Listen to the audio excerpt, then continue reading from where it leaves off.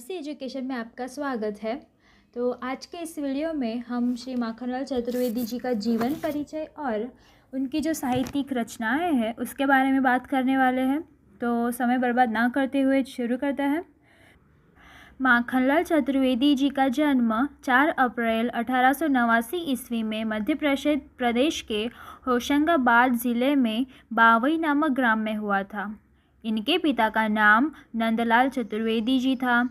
प्राथमिक शिक्षा प्राप्त करने के पश्चात इन्होंने घर पर ही संस्कृत, बंगला, गुजराती, अंग्रेजी आदि का अध्ययन किया। इन्होंने कुछ दिन अध्यापन कार्य भी किया। सन 1913 ईस्वी में सुप्रसिद्ध मासिक पत्रिका प्रभा के संपादक नियुक्त हुए। श्री गणेश शंकर विद्यार्थी की प्रेरणा तथा साहचर्य के कारण ये राष्ट्रीय आंदोलनों में भी भाग लेने लगे। इन्हें कई बार जेल यात्रा भी करनी पड़ी। ये सन 1943 ईस्वी में हिंदी साहित्य सम्मेलन के अध्यक्ष हुए। सागर विश्वविद्यालय ने इन्हें डीलिट की उपाधि तथा भारत सरकार ने पद्म भूषण की उपाधि से अलंकृत किया।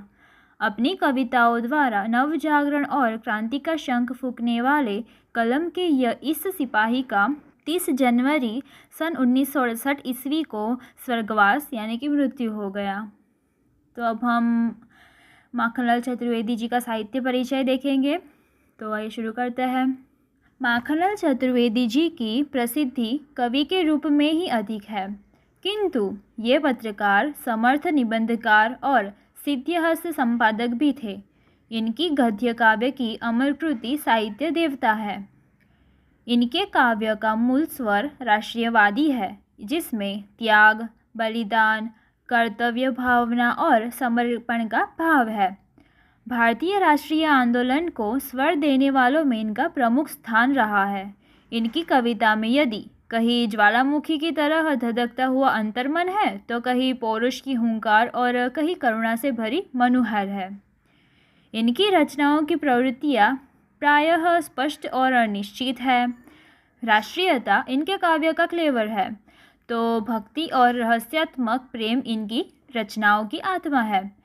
इनकी छंद योजना में भी नवीनता देखने को मिलती है। चतुर्वेदी जी की कविता में भाव पक्ष की कमी को कला पक्ष पूर्ण कर देता है। अब हम माखनलाल चतुर्वेदी जी की कुछ प्रसिद्ध रचनाएं हैं तो वो देखेंगे। सबसे पहले हम काव्य संग्रह देखते हैं उनके।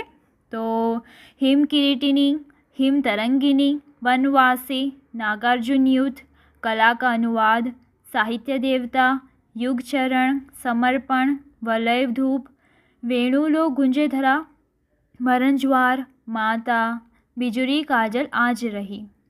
निबंध देखें तो उनके प्रसिद्ध निबंध में आते हैं अमर इरादे, गरीब इरादे, रंगों की होली, साहित्य देवता।